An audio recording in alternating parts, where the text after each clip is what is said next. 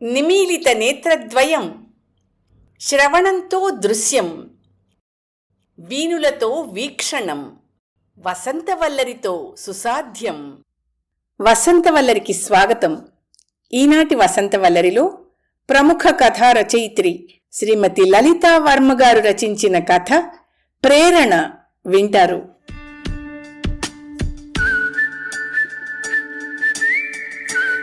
అక్కడ సీటుంది, కూర్చోండి. తన వెనకగా వినబడిన చిరపరిచితమైన కంఠస్వరం తల వెనక్కి తిప్పేలా చేసింది. వెనుతిరిగిన వాసంతి తన వెనకాల నిలబడిన వ్యక్తిని చూసి సంభ్రమానికి గురయింది. అప్రయత్నంగా ఆమె పెదవులు ఉచ్చరించిన పేరు ప్రభాకర్. కదలుతున్న బస్లో ఓ చేత్తో పాపనెత్తుకుని మరో భుజానికి బరువైన హ్యాండ్ బ్యాగ్ వేలాడుతూ ఉండగా డ్రైవర్ వెనకాలున్న రాడ్ని ఆనుకుని నిలబడిన వాసంతికి అడుగు తీసి అడుగు వేయడం కష్టంగా ఉంది. సందేహిస్తూ అలాగే నిలబడిన వాసంతి చేతిలోని పాపను చొరవగా తన చేతిలోకి తీసుకుని సీటు వైపు కదిలాడు ప్రభాకర్. అతని వెనకాలే 4 సీట్ల అవతలికి వెళ్లిన వాసంతి ప్రభాకర్ చూపించిన సీట్లో కూర్చోబోతుండగా, ఆ బ్యాగ్ ఇవ్వండి అంది. ఆ సీట్లో కూర్చున్న అమ్మాయి ఇంకాస్త పక్కకి జరుగుతూ ఎంతో మృదువుగా. బ్యాగ్ ఆ అమ్మాయికిచ్చి తను కూర్చోగానే పాపను తన ఒళ్ళో కూర్చోపెట్టి నిలబడ్డాడు ప్రభాకర్. మీరు వాసంతి కదా, మా వారు చెప్పారు పలకరించింది ఆ అమ్మాయి. అని తల ఆడించి ప్రభాకర్ భార్య కాబోలు అనుకుని పాపకి వేసిన స్వెట్టరు టోపీ సవరిస్తూనే ఆ అమ్మాయిని క్రీగంట పరీక్షగా చూసింది వాసంతి. కోలముఖం, చామన ఛాయ, పెద్ద కళ్ళు, కోటేరేసినట్లున్న ముక్కు, మెడలో మంగళసూత్రం గొలుసుతో పాటు సన్నని నల్లపూసల దండ, చేతులకి 2 బంగారు గాజుల మధ్య ఎర్రని మట్టి గాజులు, బెంగాలీ కాటన్ చీర. సింపుల్గా, డిగ్నిఫైడ్గా, అందంగానే ఉంది అనుకుంది వాసంతి. ఎందుకో కాస్త అసూయ కలిగింది. బహుశా ఆ అమ్మాయి అనాకారయ్యుంటే తన మనసుకి సంతోషమూ తృప్తి కలిగుండేవేమో. మానవ నైజమే అంత. తను నిరాకరించిన ప్రభాకర్ తనకు ఏమాత్రమూ తీసిపోని అమ్మాయిని చేసుకోవడం వాసంతిలో అసూయను కలిగించింది. అవివేకంతో తాను చేజార్చుకున్న వజ్రాన్ని దక్కించుకున్న అమ్మాయిని చూస్తూ ఉంటే ఈర్ష్యతో మనసు రగిలిపోయింది. ప్రభాకర్ తనని మర్చిపోకుండా అనుక్షణం గుర్తు చేసుకుంటూ తను దక్కితే బావుండని బాధపడుతూ ఉంటే తనకి తృప్తిగా ఉండేదేమో. అలాగైతే ఇప్పుడు తాను అనుభవిస్తున్న బాధకి కాస్త ఉపశమనం కలిగేదేమో. ఎక్కడుంటున్నారు? పాపొక్కతేనా అడుగుతోంది ప్రభాకర్ భార్య. ఎర్రమంజిల్ కాలనీ. ఒక్కతే ముభావంగా సమాధానమిచ్చింది వాసంతి. మీ పేరేంటి? వాసంతి ప్రశ్న. అరవింద అంది ఆ అమ్మాయి హరవిరిసిన పెదవులపై చిరునవ్వు కదలాడగా. ప్రభాకర్, అరవింద పేర్లు బావున్నాయి మనసులోనే అనుకుంది వాసంతి. ఆ తర్వాత తను వేసే ప్రశ్నలకి అంటూ ముక్తసరిగా సమాధానాలిస్తున్న వాసంతిని గమనించిన అరవింద ఇక మాట్లాడకుండా కిటికీలో నుండి బయటికి చూస్తూ కూర్చుంది. అరవిందను నఖశిఖ పర్యంతం పరిశీలించిన వాసంతి ప్రభాకర్ వైపు చూపు సారించింది. 6 ఏళ్ల క్రితం చివరిసారిగా తను చూసినప్పుడు ఎలా ఉన్నాడో అలాగే ఉన్నాడు అనుకోగానే వాసంతికి ఆనాటి సంఘటనలు గుర్తొచ్చాయి.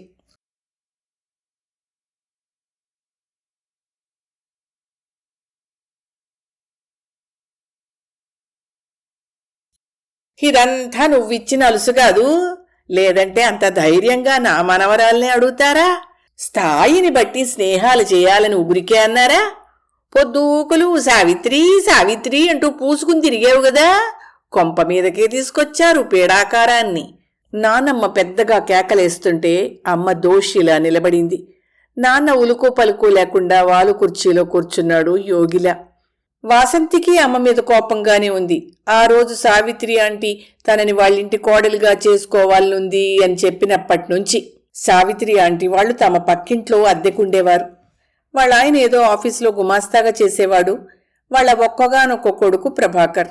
ఆవిడ కుట్లు, అల్లికలు, ఎంబ్రాయిడరీ, స్వెట్టర్లు అల్లడం, క్రోషియా లాంటి వాటిలో చాలా నైపుణ్యం కలిగి ఉండేది. దాంతో ఆ కాలనీ ఆడవాళ్లు చాలామంది ఆవిడ దగ్గర వాటిని నేర్చుకోవడానికి తీరిక సమయాల్లో వెళ్తుండేవారు. అలాగే వాసంతి తల్లి పద్మావతమ్మ కూడా వెళ్ళేది. ఏ ముహూర్తాన పరిచయమైందో కాని పద్మావతమ్మకు సావిత్రికి బాగా దోస్తీ కుదిరింది. సావిత్రికొచ్చిన విద్యలన్నీ పద్మావతమ్మ నేర్చేసుకుంది. ఓ కుట్టు మిషన్ కూడా కొనుక్కుని అత్తగారికి తనకి జాకెట్లు కుట్టడం, వాసంతికి చక్కని డ్రెస్సులు కుట్టడం, పాత చీరల్ని ఒకదానికొకటి అతుకులు వేసి అందమైన డిజైన్ వచ్చేలా దిండుగలేబులు కుట్టడం, ఇంటిల్లిపాదికి స్వెట్టర్లల్లడం, ఇవన్నీ చేస్తుంటే మురిసిపోయింది అత్తగారు. అంతవరకు బాగానే ఉంది. కాని సావిత్రి కొడుక్కి తన మనవరాల్ని ఇమ్మని అడగడమే ఆవిడికి తిక్కరేపింది. మేమెక్కడా వాళ్ళెక్కడా, అడగడానికి నోరెలా వచ్చింది అంటూ చుట్టుపక్కల ఇళ్లల్లో వాళ్లకి వినబడేలా యాగి చేసింది. కూతురు సావిత్రికి కోడలైతే సుఖపడుతుందని, అబ్బాయి చాలా మర్యాదస్తుడని, ఆడవాళ్లను గౌరవించే స్వభావం ఉంది కాబట్టి పిల్లని సంతోషంగా ఉంచగలడని నచ్చజెప్పింది పద్మావతమ్మ. అత్తగారు ససేమిరా అంది. వంతపాడాడు భర్త. తాను చూసిన సంబంధమే నిశ్చయం చేయాలని పట్టుబట్టిన అత్తగారిని ఒప్పించలేక కూతుర్ని మెప్పించే ప్రయత్నం చేసింది పద్మావతమ్మ. అది విఫలమే అయింది. వాసంతి మీద బాల్యం నుండే నానమ్మ ప్రభావం ఎక్కువగా ఉండేది. తామేదో గొప్ప పెద్ద వంశం నుండొచ్చామని, తాతగారి దానధర్మాల మూలంగా ఆస్తంతా పోగొట్టుకుని ఇలా అలగా జనాలుండే ఈ కాలనీలో ఉండాల్సిన కర్మ పట్టిందని, లేకపోతే ఎక్కడో ఉండేవారమని నూరిపోసింది. ఆ మాటల ప్రభావం వాసంతిపై బాగా పడింది. చిన్నప్పటినుంచే తాను గొప్పింటి బిడ్డననే అహంకారం ఆమెలో పాతుకుపోయింది. ఆఫ్టర్ ఆల్ బట్టలు కుట్టుకునే ఆవిడికి ఎంత ధైర్యం తనని కోడలిగా చేసుకోవాలని అడగడానికి అని కోపంతో ఊగిపోయింది వాసంతి. తల్లినే తప్పుపట్టింది ఆవిడిచ్చిన అలుసే ఇది అని. పద్మావతమ్మ చాలా రకాలుగా కూతురికి నచ్చచెప్పే ప్రయత్నం చేసింది. ఫలితం శూన్యం. ఎవరడ్డు చెప్పినా ఎదిరించో ఒప్పించో కూతురు పెళ్లి ప్రభాకర్తో చేయాలనుకున్న పద్మావతమ్మ కూతురే కాదనడంతో చేసేదేమీ లేక అత్తగారు చూసిన దూర బంధువుల సంబంధం చేయడానికి ఒప్పుకోక తప్పలేదు. అలా వాసంతి మిసెస్ కేశవవర్మగా మారింది. మొదటి చూపులోనే అతని అందానికి ఆకర్షితురాలైన వాసంతి పెళ్లైన కొద్ది రోజులకే బాహ్య సౌందర్యమే తప్ప అతనిలో అంతఃసౌందర్యం మచ్చుకైనా లేదని తెలుసుకుంది. మూర్తీభవించిన పురుషాహంకారం తన భర్త అని గ్రహించడానికి ఎక్కువ రోజులు పట్టలేదు. తన కొడుకు సుగుణాల రాశని, ఏ దురలవాట్లు లేవని మురిసిపోయే అత్తగారు, అడుగడుగునా దర్పాన్ని ఒలకపోస్తూ అభిజాత్యాన్ని ప్రదర్శించే మామగారు, ఆయన్ని అనుసరించే భర్త చిరాకేసేది వాసంతికి. నిజమే, భర్తకి దురలవాట్లేవీ లేవు. ఆడదాన్ని, అందున భార్యని చెప్పు కింద తేలులా పడి ఉండమనే దుర్బుద్ధి మాత్రమే ఉంది. భార్యే కాదు, భార్య తరఫు బంధువులెవరైనా చివరికి కన్న తల్లిదండ్రులైనా గౌరవానికి అర్హులు కారు వారి దృష్టిలో. తాను దిగాల్సిన స్టేజ్ రావడంతో ఆలోచనలకు బ్రేక్ వేసి పాపని చంకనేసుకుని లేచి బ్యాగ్ కొరకు చేయి చాపిన వాసంతిని వారిస్తూ మీరు పదండి అంటూ బ్యాగు తానే పట్టుకుని ఆమె వెనకాలే డోర్ వరకు వెళ్లి ఆమె దిగాక బ్యాగ్ అందించిన ప్రభాకర్కి థ్యాంక్స్ చెప్పి ముందుకు కదిలింది వాసంతి. తన దగ్గరగా వచ్చిన ఆటో మాట్లాడుకుని ఎక్కి కూర్చుంది. అరవిందకి థ్యాంక్స్ కూడా చెప్పలేదు. కనీసం వెళ్ళొస్తానని కూడా చెప్పని తన అహంకారాన్ని తలుచుకుని తనలో తానే సిగ్గుపడింది వాసంతి. తనకెందుకు చెప్పడానికి మనస్కరించలేదు? తను సంస్కారహీనురాలా? మరి తనకి తన భర్తకి తేడా ఏముంది? ఇలా ఆలోచిస్తున్న వాసంతికి అమ్మ చెప్పిన విషయాలన్నీ గుర్తొచ్చాయి. బహుశా ఈనాటి తన ప్రవర్తనకి అదే కారణమేమో అనుకుంది. 6 ఏళ్లుగా వింటోంది అమ్మ నోట ప్రభాకర్ పెళ్లి చేసుకున్నట్ట, పేదింటి అమ్మాయిని పైసా కట్నం తీసుకోకుండా చేసుకున్నట్ట, ఆ అమ్మాయి టీచరట, తల్లితో ఒక ఇన్స్టిట్యూట్ పెట్టించాట అని. చాలామంది ఆవిడ దగ్గర కుట్లు, అల్లికలు వగైరాల్లో తర్ఫీదు పొందుతున్నారట. ఇన్స్టిట్యూట్కి ప్రభుత్వ గుర్తింపు లభించిందట. ఇలా తను పుట్టింటికి వెళ్ళినప్పుడల్లా తల్లి వారి విజయగాథల్ని ఏకరువు పెడుతూనే ఉంది. వాళ్లంత సక్సెస్ సాధించడమే తన అసూయకి కారణమా? వారిని దూరం చేసుకుని ఒక అహంకారికి భార్య అయి అడుగడుగునా మనసుకు తగిలే గాయాలతో బాధపడుతూ బ్రతుకు గడుపుతున్న తనకి విజయపథంలో దూసుకుపోతున్న తల్లి కొడుకులను తలచుకుంటే సహజంగా కలిగే ఈర్ష్య, తను పోగొట్టుకున్న స్థానాన్ని పొంది ఆనందంగా ఉందని అరవింద పైన ద్వేషమా? ఈ కారణాల వల్లే అరవిందతో తను మాట్లాడలేకపోయిందా? వాసంతిలో ఆత్మ సంకర్షణ ప్రారంభమైంది.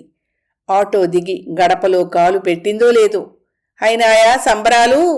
అప్పుడే వచ్చేశావే, ఇంకో 4 రోజులు ఉండకపోయావా? వెటకారంగా దీర్ఘాలు తీసింది అత్తగారు. ఉండేదాన్ని, రేపు కాలేజీ తెరుస్తారుగా, అందుకే వచ్చేశా చురుగ్గా సమాధానమిచ్చింది వాసంతి. లోపలి గదిలో బిజినెస్కి సంబంధించిన ఫైల్స్ చూస్తున్న కేశవ పని ఆపి, ఏం పెట్టి పంపారేంటి మీ పుట్టింటోళ్ళు అడిగాడు గొంతులో వెటకారం నింపుకుని. అంతోటి భాగ్యం కూడానా? మా తాతలు నేతులు తాగారు, మా మూతులు వాసన చూడండి అంటుంది వాళ్ళ నానమ్మ. ఆళ్ళెం పెడతారు? సాగదీసింది అత్తగారు. నిద్రపోతున్న పాపాయిని మంచం మీద పడుకోబెట్టి భర్తకి సమాధానం ఇవ్వకుండా ఓసారి కళ్ళెత్తి చూసి బాత్రూంలో దూరింది వాసంతి. చిచి, ఏం మనుషులు! పాపతో ప్రయాణం ఎలా సాగింది? ఎప్పుడు బయలుదేరావు? ఇలాంటి పరామర్శలు లేకపోగా వెటకారాలు. ఎప్పుడు పుట్టింటికెళ్ళొచ్చినా ఇదే ధోరణి కదూ.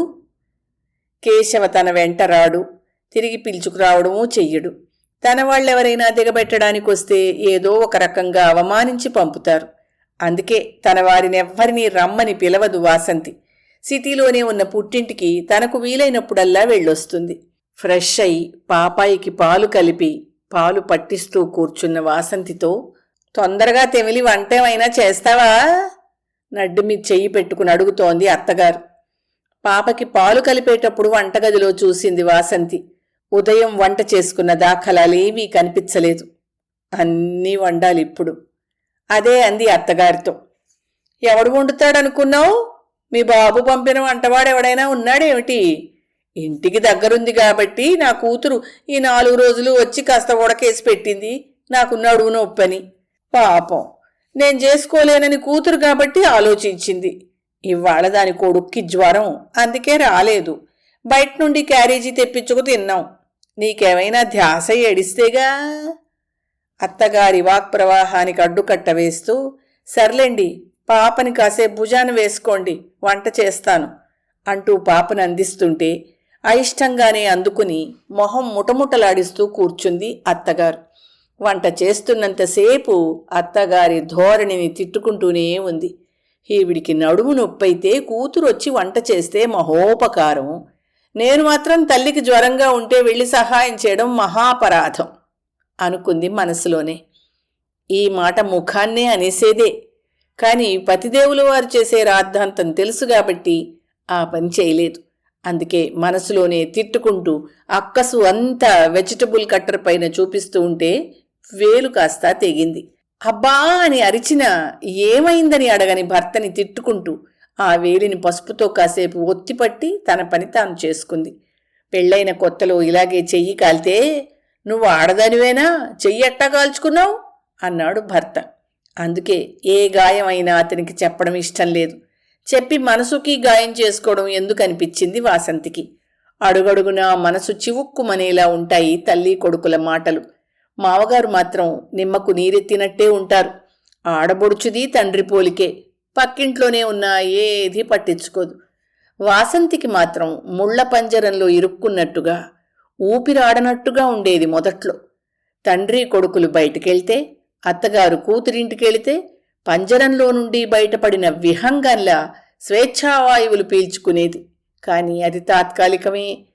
ఈ విషయాలేవీ పుట్టింటి వారికి చెప్పదలుచుకోలేదు వాసంతి. ఒక్కోసారి ఇల్లు వదిలి వెళ్ళిపోవాలనిపించేది.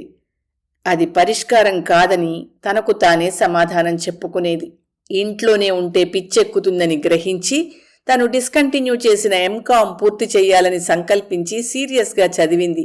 ఎంకామ్ పరీక్షలవగానే పాప పుట్టడంతో పాపకి 4వ నెల పూర్తయ్యాక ఓ ప్రైవేట్ కాలేజీలో లెక్చరర్గా చేరింది. తొలిచూలు మగపిల్లాడు కావాలని అత్తగారు భర్త కోరుకున్నారు. వాసంతి మాత్రం తనకు ఆడపిల్లే పుట్టాలని 1000 దేవుళ్లకి మొక్కుకుంది. ఈ పురుషాహంకార వంశానికి మరో వారసుణ్ణి కనడం ఆమెకిష్టం లేకపోయింది. ఆడపిల్లని కన్నదని, అది తన తప్పేనన్నట్టు మాట్లాడినా పట్టించుకోలేదు వాసంతి. తన కోరిక నెరవేరినందుకు కలిగిన సంతోషంలో వారి మాటలు పెద్దగా బాధ పెట్టలేదామెని. రోజులు గడుస్తున్నాయి. ఆ రోజు ఆదివారం. టీవీలో ప్రసారమయ్యే మట్టిలో మాణిక్యాలు కార్యక్రమం వాసంతికి చాలా ఇష్టం. పనులన్నీ పూర్తి చేసుకుని టీవీ ఆన్ చేసుకుని కూర్చుంది వాసంతి. ఈనాటి మట్టిలో మాణిక్యాలు కార్యక్రమంలో ఒక మహిళా ఆంట్రప్రెన్యూర్ని పరిచయం చేస్తున్నాం.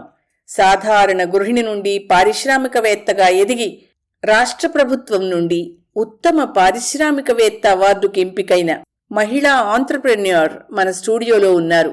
మరి ఆవిడ విజయానికి ఆవిడ చేసిన కృషి ఏమిటో, ఎవరి సహకారంతో ఆవిడ ఈ స్థాయికి చేరుకోగలిగారో తెలుసుకుందాం అంటూ యాంకరమ్మ ఉపోద్ఘాతం ముగించి నమస్తే అండి అంది.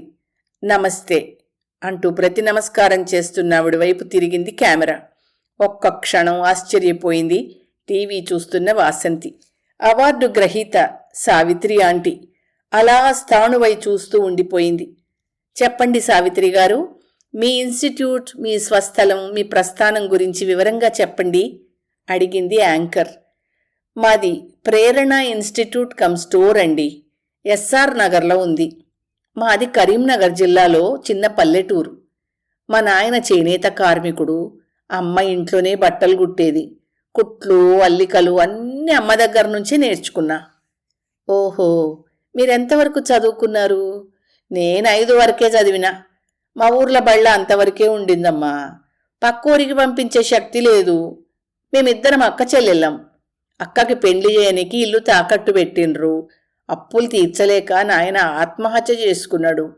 నన్ను గవర్నమెంట్ కొలువు చేసేటోనికే ఇచ్చి చేయాలని అమ్మ దినాము రాత్రి కష్టపడి హైదరాబాద్లో ఉద్యోగం చేసి ఆయనకిచ్చి పెండ్లి చేసింది.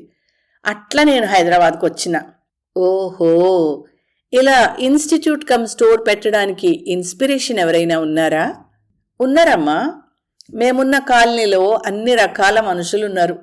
ఆఫ్టర్ ఆల్ బట్టలు కుట్టేటామే అని చిన్న చూపు చూసిన వాళ్ళు ఉన్నారు. అటువంటప్పుడు నాకు పట్టుదల చాలా ఎక్కువయ్యేది. ఇంకా కష్టపడి ఏదన్నా సాధించాలే అనిపించింది. ఇక ఇప్పటి నా స్థితికి వాళ్ళు కూడా కారణమే. అట్లనే నేనింత సాధించడానికి ముఖ్య కారణము నా స్నేహితురాలు. కాలనీలో అందరికీ చేతి కుట్లు, అల్లికలు ఇవన్నీ ఫ్రీగా నేర్పే బదులు ఒక స్కూల్ మాదిరి పెట్టుకోమని చెప్పింది. మా నాయన దగ్గర నేర్చుకున్న అద్దకం పని కూడా మొదలుపెట్టి చీరల అద్దకం సేల్స్ మొదలుపెట్టమని ఆమెనే నన్ను ప్రోత్సహించింది. నాకు బ్యాంకు నుండి లోన్ కూడా ఇప్పించింది. ఆమె మేలు నేను మరవలేనమ్మా. ఆమె చెప్పినట్టే మొదలుపెట్టిన నా కొడుకు కోడలు చాలా సహాయం చేస్తున్నారు. ఇక ఇప్పుడు చిన్న తరహా పారిశ్రామిక మంత్రి గారు మా ప్రేరణ ఇన్స్టిట్యూట్ కమ్ స్టోర్ని చూసిండ్రు. ఒకరోజు ఫోన్ చేసి అవార్డు వచ్చింది మీకు అని చెప్పిండ్రు. సావిత్రి అలా చెప్పుకుపోతోంది. చాలా సంతోషం అమ్మా. మీ స్నేహితురాలి పేరు మాతో పంచుకోలేదు అడిగింది యాంకర్. అవునమ్మా, ఆమెకు టీవీ ద్వారా ధన్యవాదాలు చెప్తున్నా. ఆమె పేరు పద్మావతమ్మ, బ్యాంక్ ఆఫీసర్ మహేంద్రవర్మ గారి భార్య.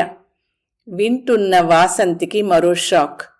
అమ్మ ఇంత అభ్యుదయ భావాలు కలదా? అర్థమైంది ఇప్పుడు ప్రభాకర్ని చేసుకోమని తనకెందుకు నచ్చ చెప్పిందో.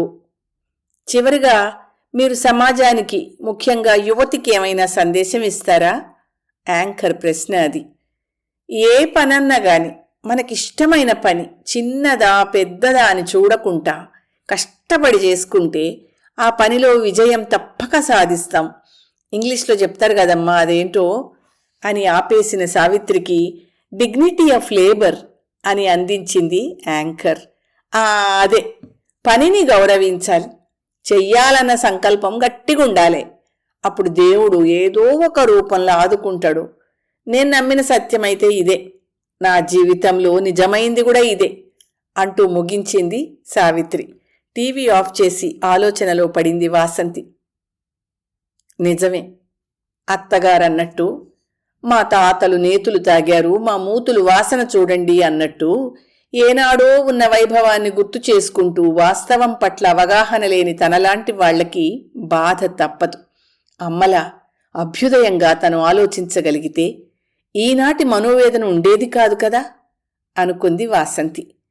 రేపు తన బీకాం విద్యార్థినులను సావిత్రి ఆంటీ వాళ్ళ ఇన్స్టిట్యూట్కి తీసుకెళ్లి ఆంటీతో ఇంటరాక్ట్ చేయించాలని, ఆంటీకి సారీ చెప్పాలని, అరవిందతో మాట్లాడాలని నిశ్చయించుకున్న వాసంతి ఫోన్ తీసి తల్లికి డయల్ చేసింది.